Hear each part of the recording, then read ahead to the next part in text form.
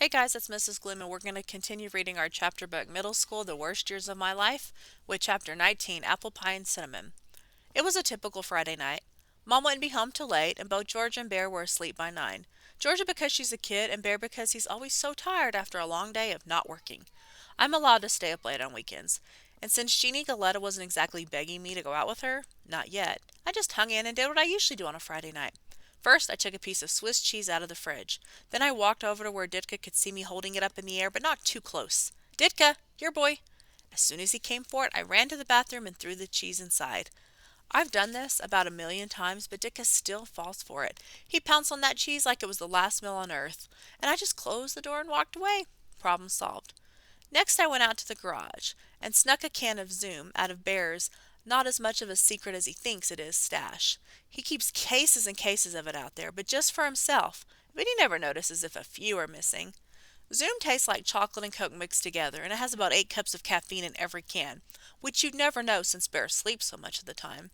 I drink mine out of the travel mug just in case, so he won't see what it is if he wakes up. After that came the really dangerous part. I tiptoed over to where Bear was sleeping and pried his fingers off the TV remote, one by one. Then I very carefully slid the remote out of his hand. It's kind of like defusing a bomb. If it goes wrong, there's a big explosion and everything gets ruined, but if not, sweet. It's the only time I ever get to watch what I want. I surfed around and found a pretty decent movie about a guy trying to escape from an island prison by floating away on a raft made out of coconuts. I really wanted to see him do it, but I must have fallen asleep before it was over. Next thing I know, Mom was waking me up, and there was some kind of infomercial on the TV. Rafe, sweetie, time to go to bed. I could smell the apple pie and cinnamon on her uniform. She always smells like that when she comes back from the diner. When I'm lucky, she brings some home, and we get to have apple pie for breakfast the next morning. Mom put an arm around me and walked me back to my room. "How was your day?" she asked. "Above average," I told her, which was true. "You seem different lately," she said. "Happier. It's nice to see." I didn't know what to say to that, so I just said thanks. Then she got this look on her face, like when she's trying to figure out what I'm thinking. "And Rafe, you haven't seen Leo, have you?" she asked. Ouch, didn't see that one coming. Leo's kind of a touchy subject in our house. This was the first time in a long time I felt like I had to tell Mom 100% lie. So I just shook my head no. Somehow it seemed better than lying out loud. Mom looked relieved, which is exactly why I lied, so she wouldn't worry. "Okay then," she said. "Remember, if you ever need to talk about anything—" "I know, Mom. Thanks," I said. Then she hugged me and kissed me goodnight, which I'm getting a little old for, but I didn't mind so much. I really liked that cinnamon smell. Chapter 20. Miller the Killer Ruins Detention Day. My good luck lasted for another 4 days, 15 hours, and approximately 22 minutes.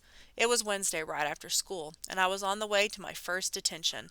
Everyone else was gone for the day, so the hall was empty, and even though it didn't seem like a mistake to stop for a drink of water, it was.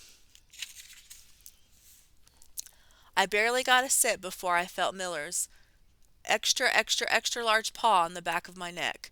Suddenly, my face was wiping the bottom of that fountain, and I was just trying not to eat a piece of gum that someone had left there.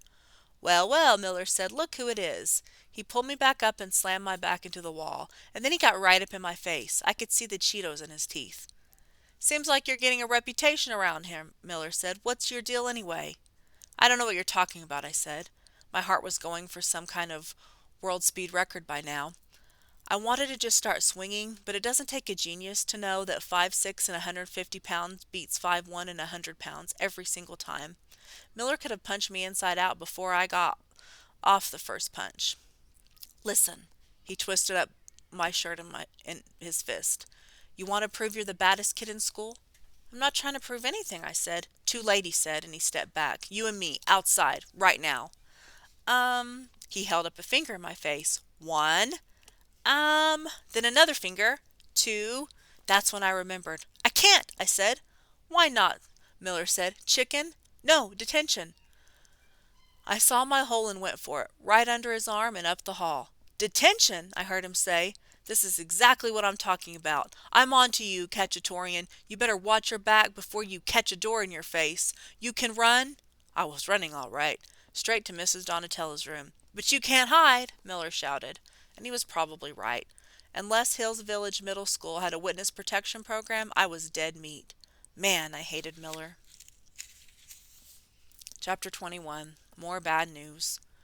Leo caught up with me before I got to detention. He'd seen everything. "I've got bad news," he said. "I just met the bad news," I told him. "Well, there's more. You just lost a life. Sorry, bud." I stopped right there in the hall. "What? No way! What are you talking about?" "You wussed out on Miller," he said. "Yeah, well, I didn't feel like donating any blood today." Leo shrugged. "Could have been worse. Some good points. Section 9, Rule 11, students will not bully, harass, or fight one another anywhere on school property."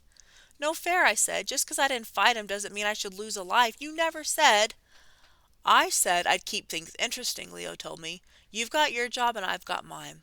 "Whatever," I said, and I started walking again. "I still didn't lose a life." "Yeah, you did," he called right after me, and of course I knew he was right. This was unbelievable. First, Miller nearly turned me into lunch meat, and then Leo took away one of the 3 lives I had. Could this day get any worse? Chapter 22. And to top it off, I thought detention was going to be me, Miss Donatello, and whoever else had gotten into trouble that week.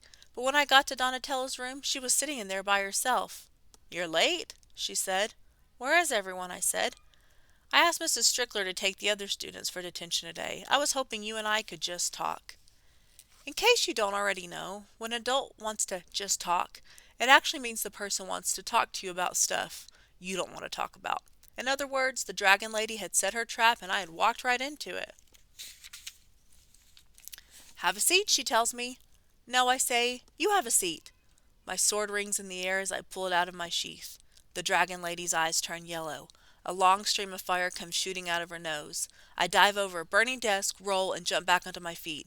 Already her tail is whipping in all directions. Just before it can stab through my ear and into my brain, I clip the end of it off with my sword.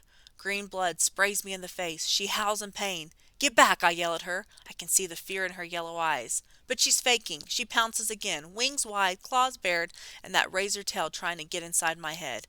The flames are everywhere now. The whole room is on fire and the heat is intense. I can smell my own skin starting to burn, but I keep swinging. 1, 2, 1, 2, 1, 2. It's getting harder to move because my sneakers are melting onto the floor. Finally, I get her backed into a corner. I raise my sword high, ready to deliver the final death blow, just as her wings open again and she rises to the ceiling. She hovers overhead, out of reach of my sword. I swing some more, but it's no good. Of course, her tail can't get me from up there either.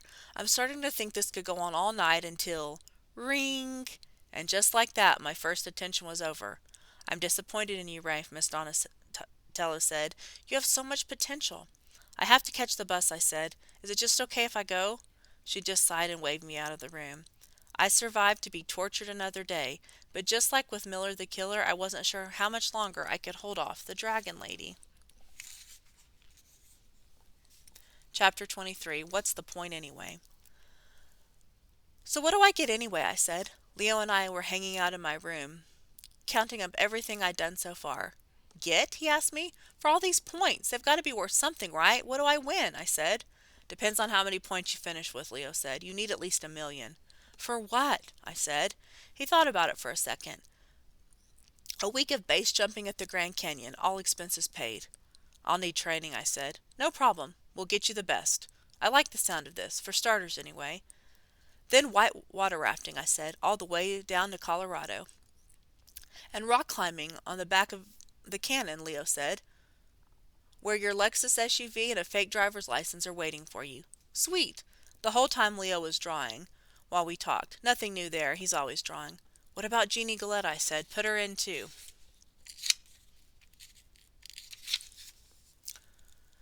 "That's going to be another 200,000 points," Leo said. "But I'll throw in Bear, so you can get lost in the wild and adopted by real bears." This was getting bigger and better. "In that case, let's just let him get eaten by those real bears." But Leo shook his head. "Nobody gets hurt, remember? That's already in the notebook." "I'll make an exception," I told him. "No exceptions," Leo said. "Besides, you need that no-hurt rule. It's the only part of this that Jeannie Galetta will like." That's why Leo's a genius. He thinks of everything. I said, "you ought to try talking to other people once in a while. They'd like you if you did." But he didn't answer. Leo the Silent was silent. And that's when I realized someone was outside my door. "Rafe, are you in there?" It was Mom. "Just a second," I yelled. Leo did his disappearing act, and I threw my notebook into her drawer just as Mom opened the door anyway. One look at her face and I could tell I was in big trouble. No, not in a second, Mom said. We need to talk right now.